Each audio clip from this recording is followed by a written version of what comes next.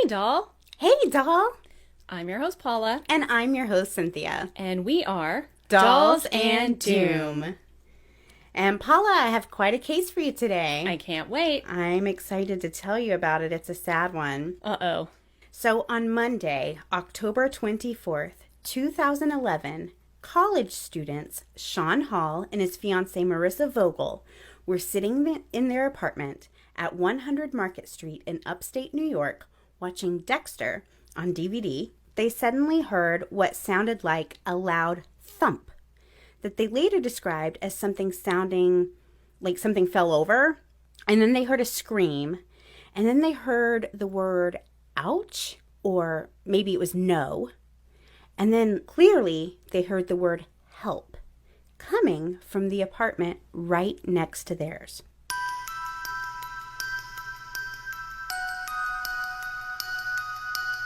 Now, this apartment building is what looks like a large two-story brick house. It's absolutely gorgeous. The building's over 100 years old, and it probably was a big house at some point that had later been renovated into several apartments. And the apartment that this noise came from is a 3-bedroom apartment where a single mom and her 2 young sons live.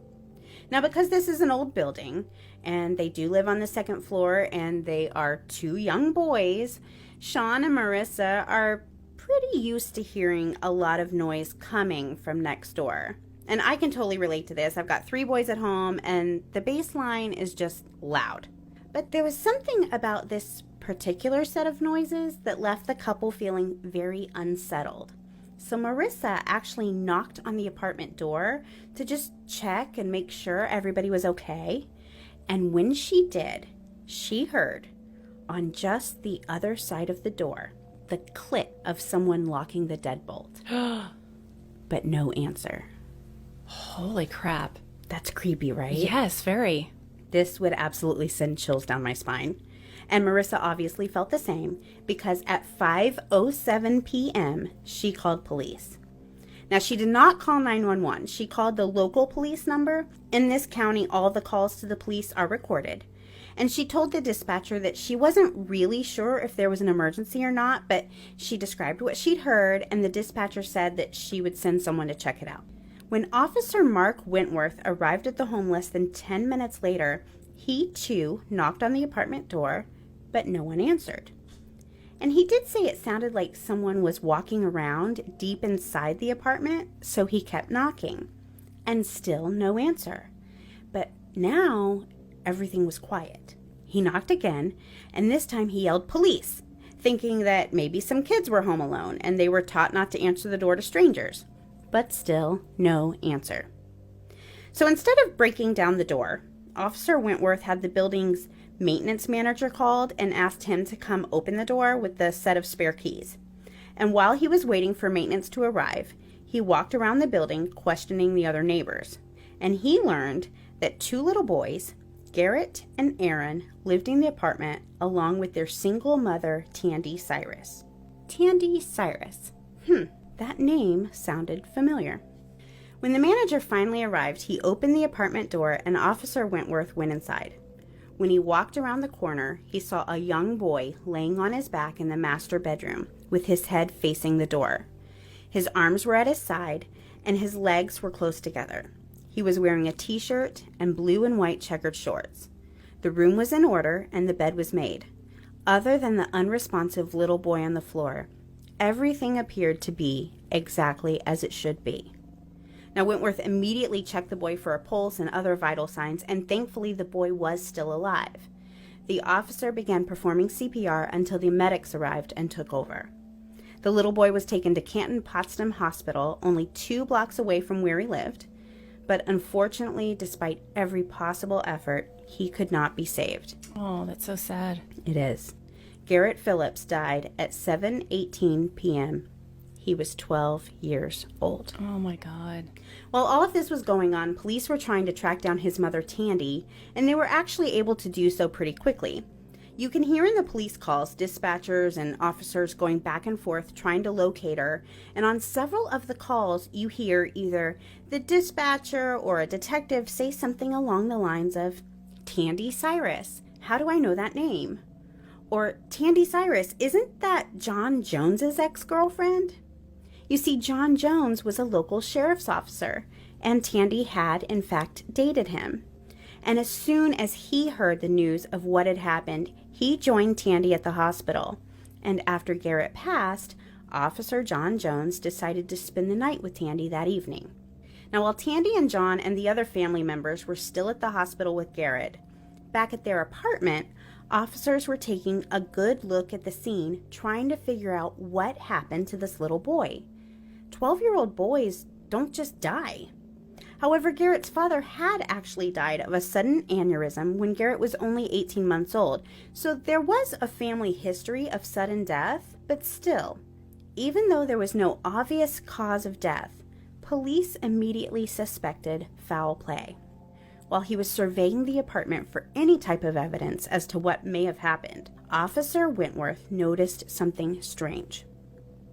In one of the back bedrooms, a window screen was pushed outward, and the blinds were actually hanging out of the window frame, like outside the window. Right. As if someone had jumped out of the second-story window.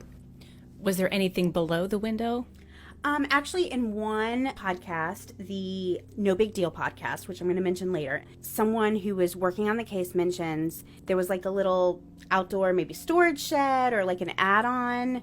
There was like a story down that he could have, somebody could have jumped onto, and then from there jump another story down. So it still would have been a pretty tall jump. Right. You can't survive. Yes.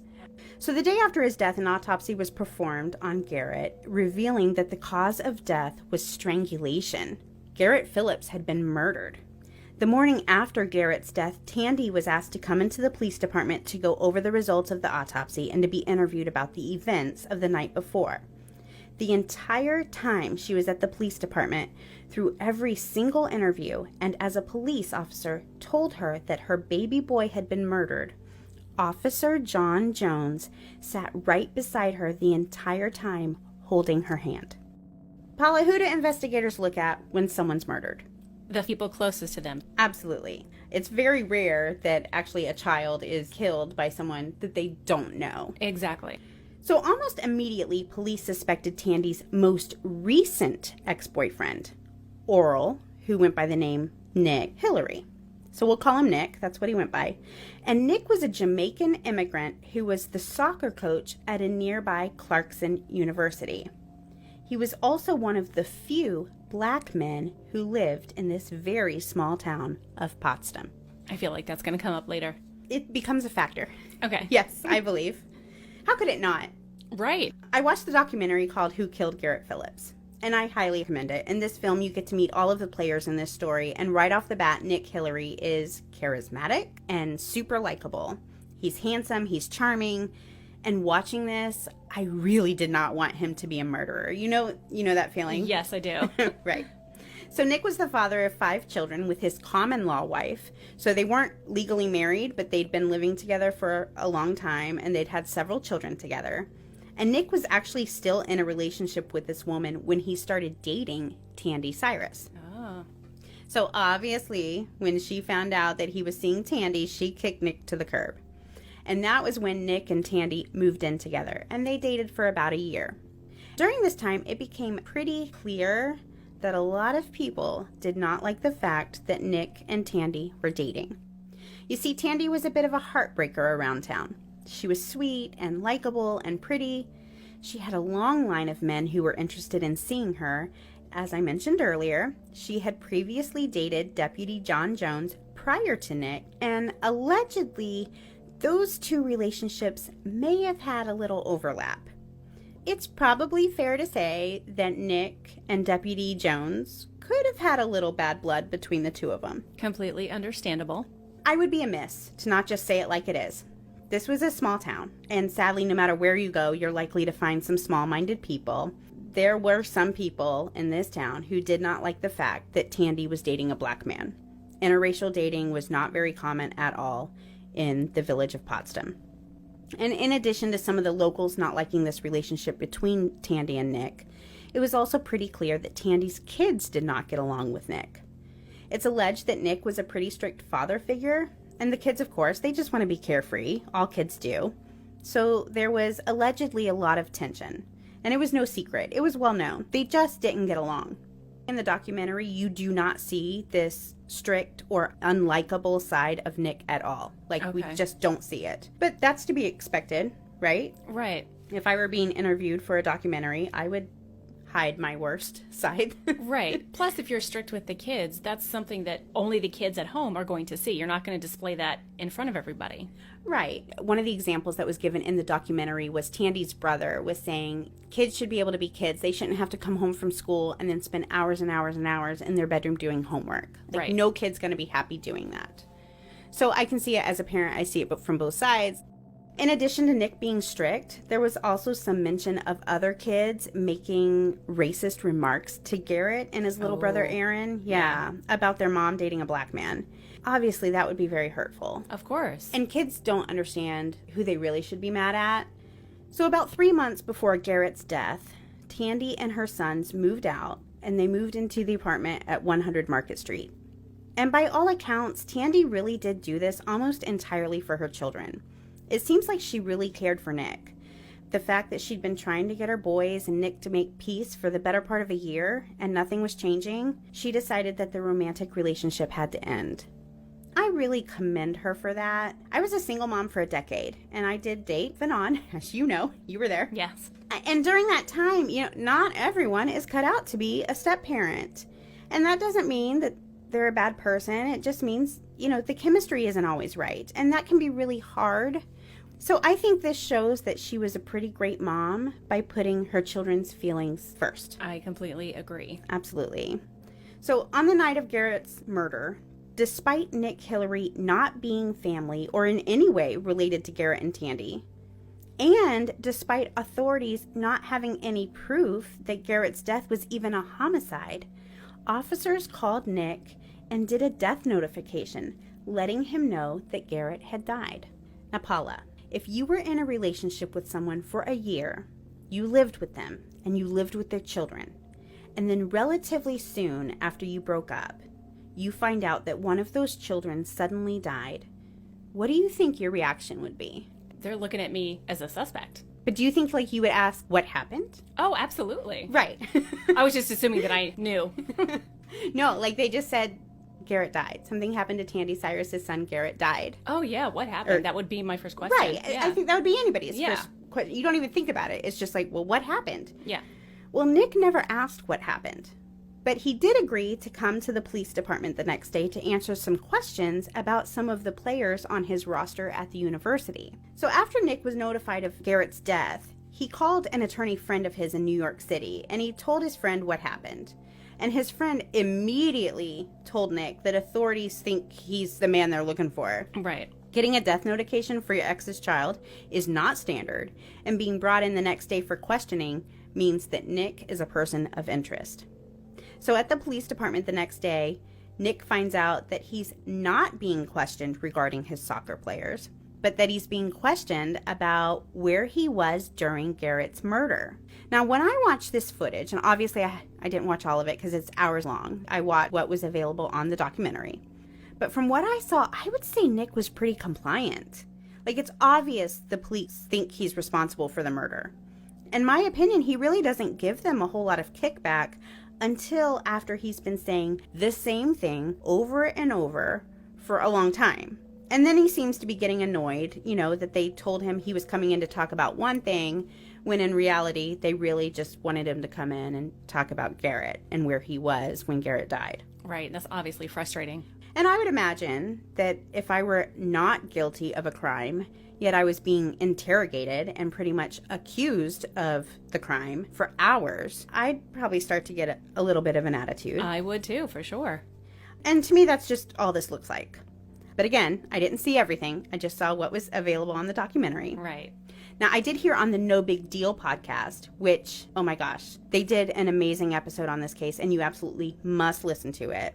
But in it, the host actually interviewed Tom Mortati, who was the senior litigator for the police department on the defendant side of the case of Nicholas Hillary versus St. Lawrence County, because yes, spoiler alert, Nick did later sue the county for unfair arrest, some other things he didn't agree with. But according to that podcast, during this police interview with Nick, officers wanted to get a sample of Nick's DNA, and Nick had refused to provide it. So police tried to trick him into giving them some. So while he's there being questioned, and he's there for several hours... Let me guess. Would you like a beverage? You're so smart. Yes, but Nick never touched that bottle of water. Smart. I mean, if you really don't want to give it, that's smart. Well, I would just take it and take the bottle with me. That's what I would do. But they also knew that Nick was a smoker. And so they brought him an ashtray. And they told him that he was allowed to smoke, even though it was a non-smoking building. And Nick did smoke. But when he finished his cigarettes, he would smush them into this pulp and then put whatever butt was left over in his pocket and take it with him. I knew you were going to say that. I knew it. Because not all people are stupid. Like, when they offer you things like that, they're looking for your DNA. Right. Whatever you leave behind, it's now ours. Right. It's not normal to take your cigarette butt with you. Well, no. But I'm just saying that people that do that are smart enough. Right. They're hip to it. Like, yeah, nope, you're not going to get my smart. DNA. But I also think if I were that paranoid, I probably wouldn't even smoke a cigarette. Like, Right. I just wouldn't touch anything. Yeah, exactly. Here's the big question, though. If you are innocent, why not give your DNA? Why go to such extremes to make sure that authorities cannot get it unless you really don't trust the authorities? I can imagine that if I were a minority in what has been reported to have been at least a somewhat racist environment, and by that I mean the whole town, not necessarily the police department. Right. And I was being questioned regarding the murder of my ex's child who did not like me, and one of the local sheriff's deputies had a personal beef with me because I'd slept with his girlfriend and then stole her. I might be a little paranoid. That's right? exactly what I was thinking. Yeah, like I might be a little paranoid. Yeah. And it wasn't him. I'm feeling closed off. Right. And it wasn't him, Deputy Jones in particular interrogating, but like Right. he was in a position of power. Right. And he had a personal vendetta. Right. And I can't blame him either, because Yeah. I probably would dislike the person who stole my boyfriend or girlfriend too. Yeah, I would definitely feel backed into a corner. Right. During this interview, police obviously wanted to find out what Nick was doing the night of the murder. And Nick told authorities that he'd gone to the high school to watch a soccer game, but that he never ended up getting out of his car due to there being a torrential rainstorm. So after waiting in the parking lot for a few minutes, he said that he left and then went straight home. And then later that evening at 7 p.m., he had a soccer practice at the university.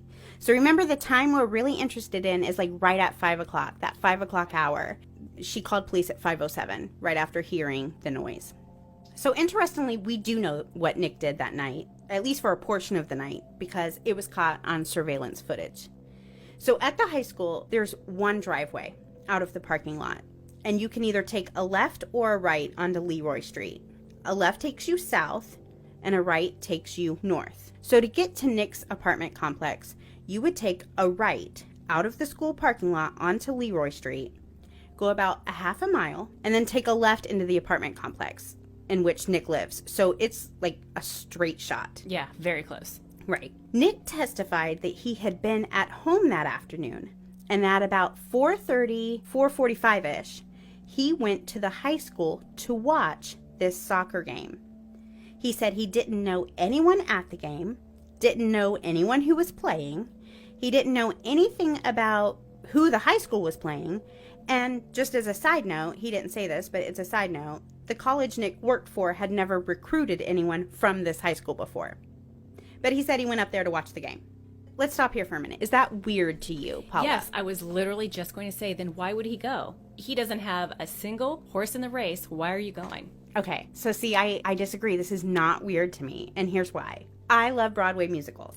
And if the local high school is putting on a production of like Guys and Dolls, I don't feel the need to know someone in the production or know someone who goes to the school or any criteria like that for me to decide to go watch the show.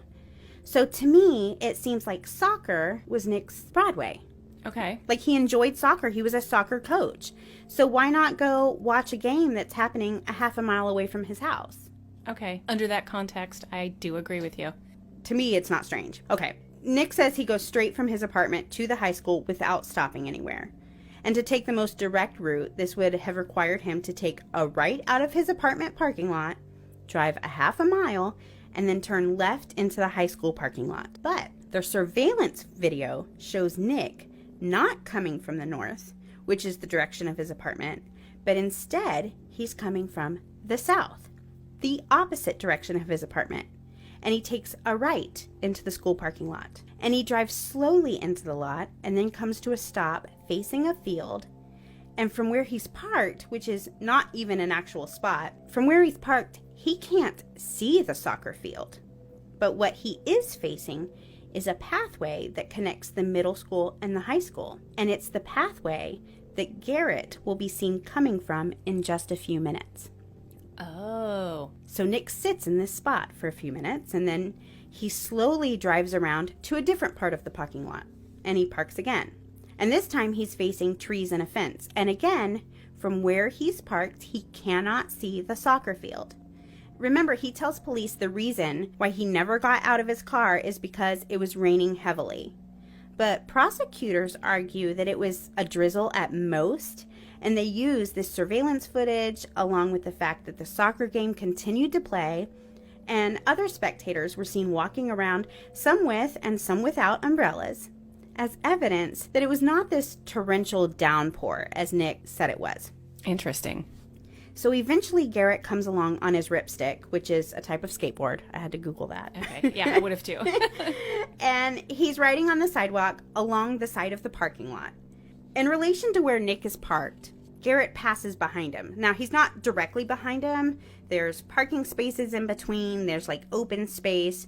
But essentially, he's behind Nick's car. So if Nick were looking out of like his back window, he should be able to see Garrett pass by. And within about 15 seconds of Garrett passing behind him, the surveillance video shows Nick's brake lights come on. And then about 10 seconds after that, Garrett goes out of view of the surveillance camera after he turns left onto Leroy Street, headed towards his home. And then we see Nick pull out of the parking spot, drive to the parking lot exit, and then Nick turns left. I knew you were going to say that. Yeah, onto Leroy Street, the opposite direction of his own apartment, but the exact direction that Garrett just headed. Now, Nick testified that he went straight home after the soccer game. Straight home. He made no stops. He didn't speak to anyone. He went straight home. And Nick also admitted that the fastest and most direct way home would obviously have been to take a right out of the parking lot. Yet, when he was asked which direction he turned onto Leroy Street, he said he could not recall. But sometimes he takes a left to go home for no apparent reason. Now, Nick's vehicle is never seen turning around and heading in the direction of his apartment, and prosecutors allege that if he had turned left and then driven like all the way around, a bunch of right turns to get to his apartment, he would have been picked up on other security cameras, and he was not. Now, I would be interested in knowing a little more about this statement in particular, because we know he obviously gets home at some point. Guilty or not, Nick did return home. So it's being said that no matter which route he took to get home, he would have been picked up on security cameras. And they're saying he never was. And I think what they're saying is he was never caught on camera going home before his soccer practice. But I really can't say for sure what they're implying, because all it said is we never saw his car going home from any direction, and we should have. Gotcha. Does that make sense? Yeah, it does. What do you think of this whole situation, Paula? Would you ever like take a left? Would you ever take the long way home? Unless I had some reason to kill time, like if I'm waiting for something, but the chances of that are like slim to none. I personally, and I know it's probably a different situation, but I personally take the long way home almost every day. So after dropping my son off at school, I have the choice to go through either a cute little residential area, which is by far the least amount of traffic, or I can go through downtown, which is the most direct, or I can drive around the lake, which is by far the longest route home, but it's also the prettiest. And almost every day, I choose to drive around the lake because I like looking at the lake. Okay, so given those three choices, I would either pick the cute little neighborhood or the lake. Because it's prettier. Even though it's not the fastest or most direct. Right. If I'm in a hurry, then I'll go the fastest. Right. But if it's less traffic or it's prettier, I'm going to take one of those two options. Okay. Well, I even asked my husband this question because I thought, maybe men might be different than women. He had no idea why I was asking this, and I never even told him it was related to an episode I was working on. But I just kind of wondered, is a typical man going to be more prone to taking the most direct way home? Because according to the prosecutors, to take any way other than the right is just absurd. Total asinine. Of course. He's trying to make his case. Right. And I honestly thought my husband would say he would go the most direct way home. But instead, he told me he would not be opposed to heading in the opposite direction sometimes. And when I asked him why, he said, quote, I don't know, if I was just taking my time getting home, end quote. Just interesting. Yeah, it is. It doesn't make sense if you're trying to go just straight home. It doesn't make sense. And to my knowledge, it wasn't like if you go left, you get this beautiful lake view. It wasn't like my scenario where... Right. So given all of this circumstantial evidence, and really right now that's all it is, it's all circumstantial. Very true. In addition to what they believed to be him not cooperating, authorities really did believe Nick was their man. So they told him they got a warrant to search his property and his person. Now, I will say later on, I've heard it said that they did not have a warrant to do what they're about to do. They just told him they did, and that is part of the reason why he ended up suing later. But this warrant meant that Nick would be forced to strip and have photos taken of his entire naked body, including his genitals. Wow, that seems really excessive. I don't know that it's standard to have full nude photos taken. I've never heard of it being standard. Possible murder suspects. I mean, it kind of makes sense in some ways. Right. If you think somebody murdered somebody, let's look at your body and see if you have any marks or whatever. Right. I understand looking for scratches or defense marks, but they're not going to be in places that you have clothes on.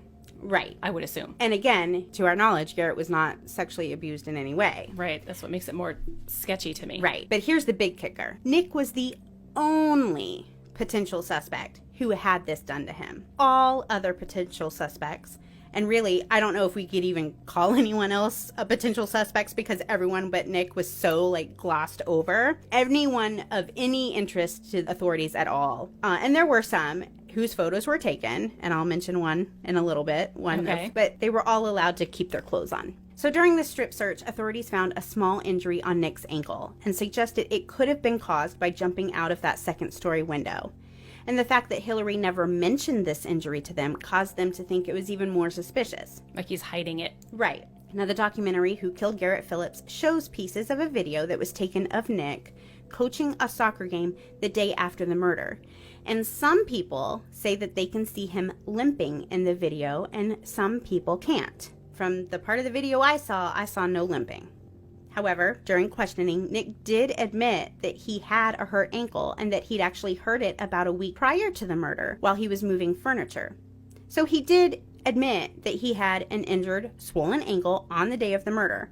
But the big question is just, how did the injury occur? Authorities found footage of Nick Hillary on the morning of the murder going to the convenience store on Market Street and purchasing a pack of cigarettes. He was wearing a black hoodie. And Nick denied that this footage was of him, and police never found this hoodie that he was supposedly wearing. Prosecutors, of course, point to this being more of Nick's lies. But could it be possible that it really wasn't him, and that's why he denied it being him, and also why the hoodie was never found? Nick's alibi for the murder was his 14-year-old daughter, who had come home around 4:20 to 4:30 from the high school right before Nick himself headed to the high school. And she testified that he came back at around 5 p.m. and was home for about 15 minutes, and then left to head to the Clarkson campus where he worked. A man named Ian, who was a friend of Nick's and also his coaching assistant, he worked with him at the university, lived in a house on Garden Street that was very close to where Garrett lived, less than 200 yards. Ian said that he was on the phone with a video game company at 5:21 p.m. and that call lasted 2 minutes and 15 seconds when someone knocked on his door. Now, he wasn't necessarily aware of how long the call lasted, but authorities got the records and they could see 2 minutes, 15 seconds. Okay. Someone knocks on his door, and he testified he hung up to answer the door, and it was Nick at his door telling him that they had a meeting on campus with one of their players who'd been injured the day before. And this was a player named Jacob. Practice started at 7 that night, but they were going to have this meeting at 6, and it's already 5:21. So Nick left to head to the campus. Ian called the video game company back to wrap up that conversation, and then he headed up to the campus for this meeting at 6. But Jacob never showed up.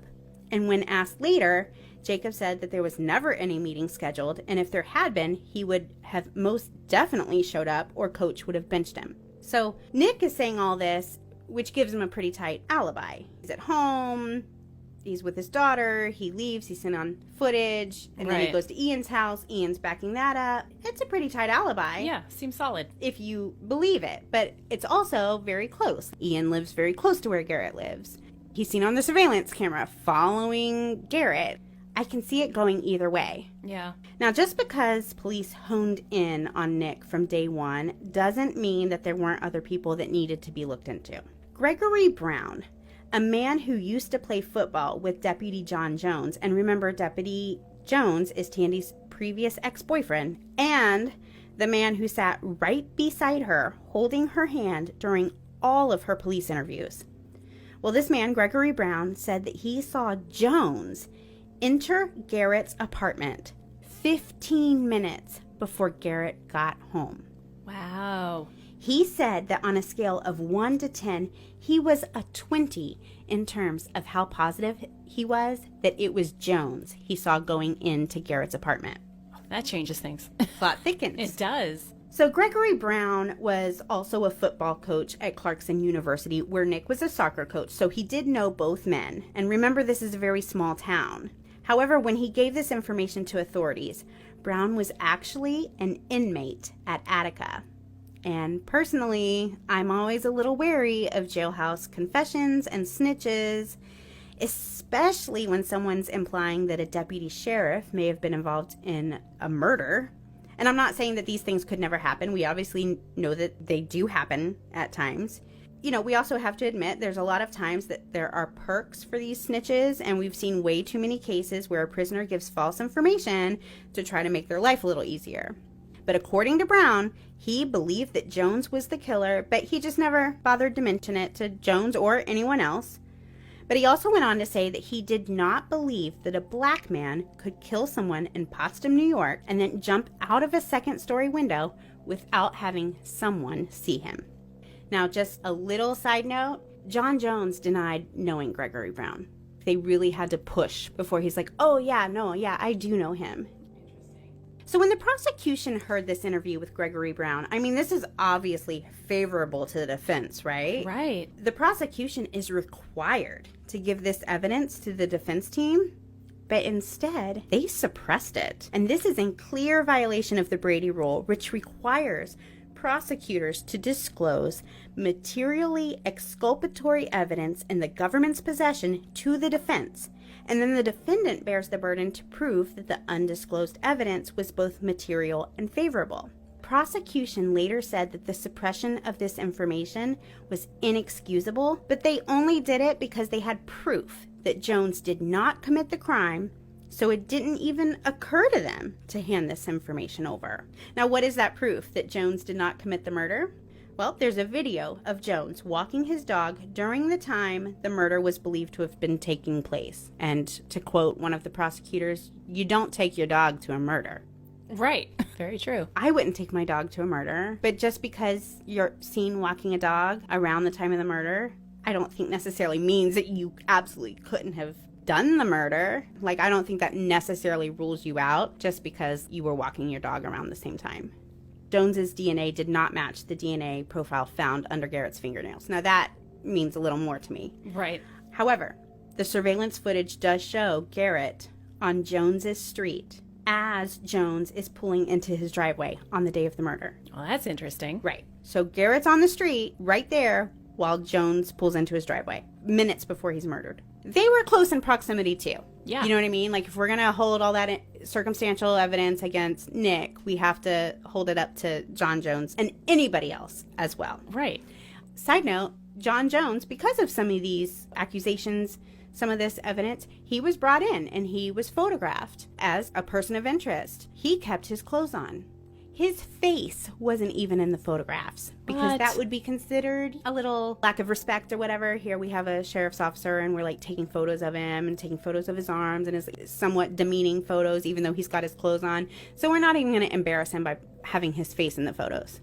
Meanwhile, we have Nick over here taking like close-ups of the genital. That is such bull. Right? If anything is demeaning, it's being photographed completely naked when you're the only one that's photographed that way. That is ridiculous. Right. That's why earlier when you said, does the race come up because he's a black man? I don't know. I can't say for sure, but I think we would be wrong to not say that it's a definite possibility. Absolutely. Here's the big kicker. After they broke up, Tandy sued Deputy Jones in small claims court, claiming he pushed her and used his profession to harass her and left her in fear of her safety and the safety of her children.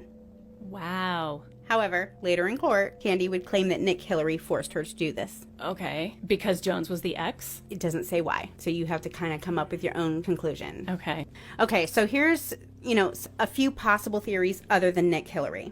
So the first is other kids. There were some rumors that Garrett was hanging out with other kids right before he died, and that they'd been roughhousing or even playing a game called Knockout, which, I don't know if you've ever heard of this, but Knockout is a game where you run up to someone and sucker punch them when they're not expecting it. I've seen other college age kids do it. I didn't know it had a specific name. Oh my gosh, so ridiculous. People are so stupid. Seriously.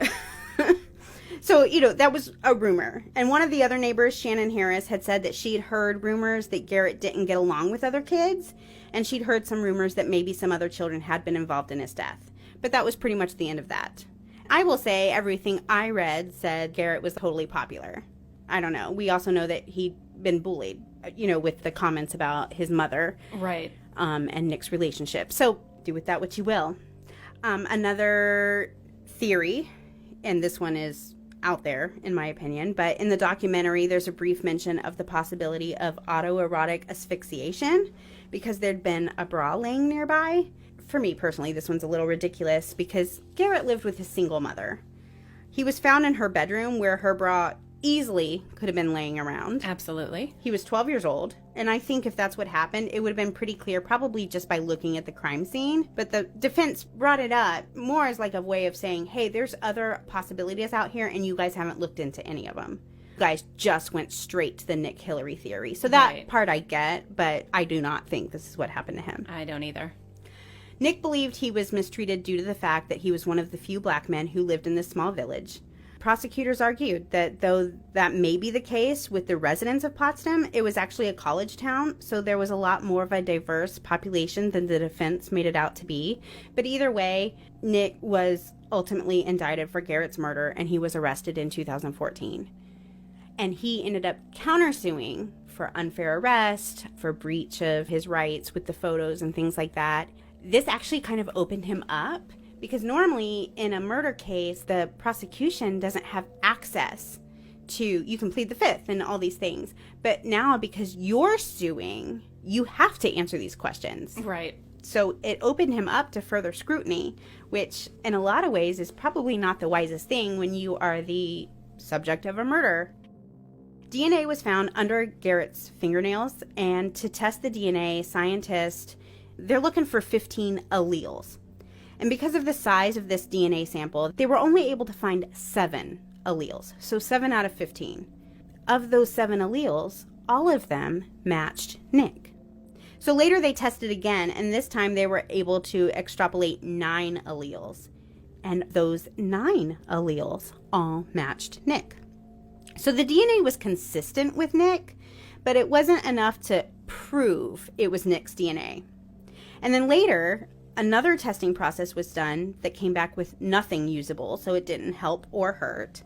And then finally, another testing was done, and this one was called StarMix.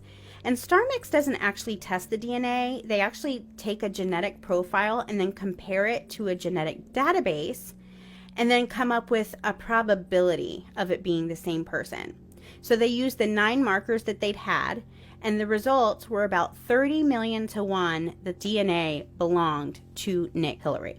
Now, the defense filed a motion to suppress this StarMix report, saying it was junk science. And the judge granted that motion, but not on the junk science, but instead on the motion's second point that the underlying lab data used to compare the sampling had not been properly validated. Now, this was a huge win for defense, and this told them something about this particular judge, and the prosecution thought this was actually a really unfair ruling. On day 2 of jury selection, right after this motion to suppress this Star Mix report was granted, the defense team moved to have a bench trial, meaning there's no jury. The judge rules on everything. Prosecutors say, hey, we think he did this because they just got this great ruling. The DNA evidence couldn't be used. This tells us this judge is a little more sympathetic to our case. Prosecution says the fact that he had just granted this motion and then they move for a bench trial the same day is not just happenstance. Right. Defense says that they asked for a bench trial because it had been like 4 years now of everyone treating Nick like he was a murderer. He'd lost his job. His common law wife left him because she couldn't take the scrutiny. His whole life had really been ruined.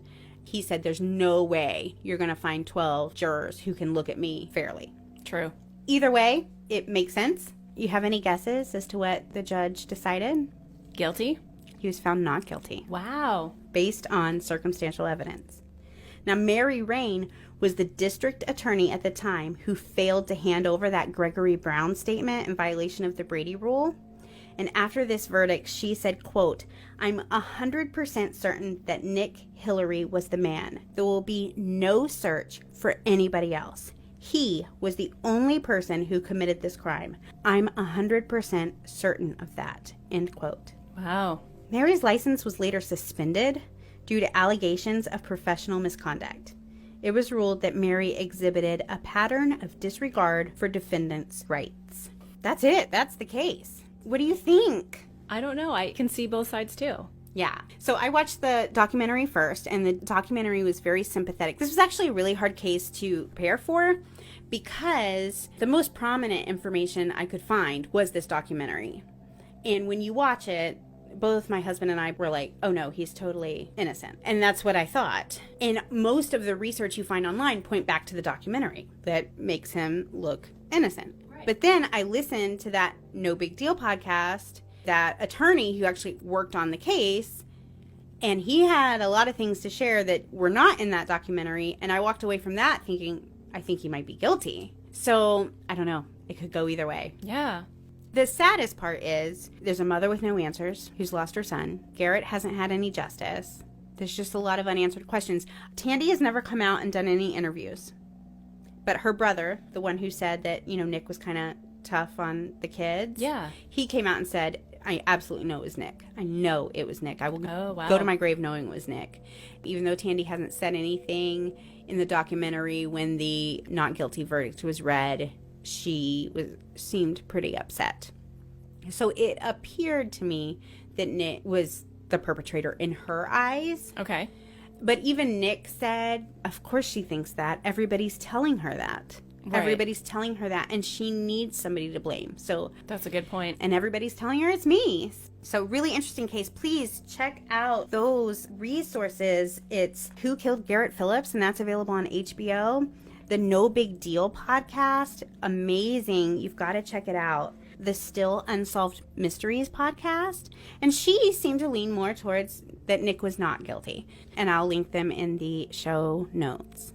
Wow, that was really interesting, but also frustrating because I don't have a clear opinion. Right.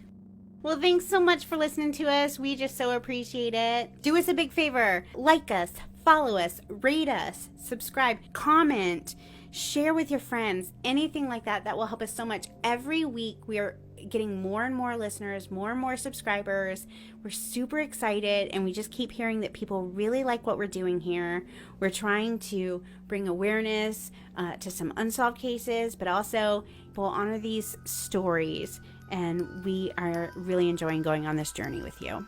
Yes, so thanks again for tuning in. Absolutely. Catch us next week. All right, bye. Bye.